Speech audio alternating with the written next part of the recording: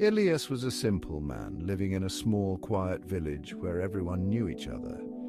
He lived a simple life, tending to his garden and spending his days in peaceful solitude. But Elias had a gift, extraordinary and profound, that set him apart from others. He could hear the thoughts of God, not in booming pronouncements, but in gentle whispers that only he could perceive.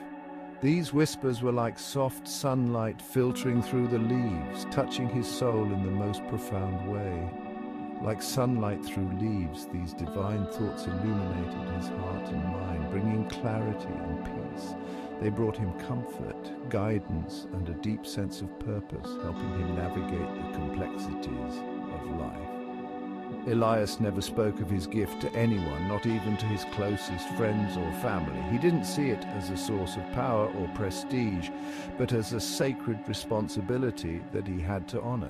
To him, it was a sacred trust, a divine connection that he cherished deeply. He was a vessel, a listener of the divine, always open to receiving the whispers of wisdom. The whispers were not his to keep, but to share, to use for the betterment of the world around him, guiding others with the wisdom he received. Elias worked as a carpenter. His days were filled with the scent of sawdust and the rhythm of hammer against wood.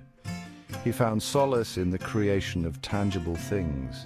Each piece he crafted held within it a whisper of the divine. It was in the quiet moments, as he planned a piece of wood or joined two beams, that the whispers came. They spoke of love, of compassion, of the interconnectedness of all beings. And they spoke of a town, his town, fragmented and adrift. The town had fallen on hard times. The townspeople, once close-knit, had grown distant. Suspicion and distrust had taken root. The whispers spoke of their loneliness, their fear. God, it seemed, was heavy-hearted. Elias listened. He absorbed the divine sorrow. It resonated with his own observations. He saw the empty streets, the shuttered windows. He felt the weight of unspoken grievances, the ache of isolation. He knew he had to act. He had to find a way to bring his town back together. Know you've been a good friend. He began simply. He invited people to his workshop, not for sermons or lectures, but for stories. He shared tales of courage, of kindness, of forgiveness, stories whispered to him by the divine. At first they came hesitantly, drawn by curiosity or perhaps a flicker of hope. They sat on stools and workbenches, their faces etched with skepticism. Elias didn't preach, he didn't judge. He simply told his stories, his voice gentle, his eyes filled with warmth and understanding. As the weeks turned into months, the gatherings grew larger. The stories began to resonate. People saw themselves in the characters, felt the echoes of their own lives. The whispers had found their way into their hearts. They began to open up, to share their own stories. Stories of hardship and loss, yes, but also of love and resilience. Walls of distrust crumbled, bridges of understanding were built. Laughter filled the workshop, chasing away the shadows of doubt. One evening, as Elias finished a particularly moving tale, a profound silence fell over the room. The story had touched the hearts of everyone present, leaving them in a state of deep reflection. The room, usually filled with chatter and laughter, was now enveloped in a serene stillness. The air crackled with an unseen energy. It was as if the very walls of the room were alive, vibrating with a mysterious force. And then, clear as a bell, a single thought echoed through the workshop, cutting through the silence like a divine whisper. It was not Elias's thought, it was God's. "Blessed are the peacemakers," the thought resonated, "for they shall be called children of God." The words seemed to hang in the air, shimmering with a holy light, filling the room with a sense of divine presence. The townspeople gasped. Tears welled up in their eyes. They looked at each other, their faces reflecting a mix of awe and reverence.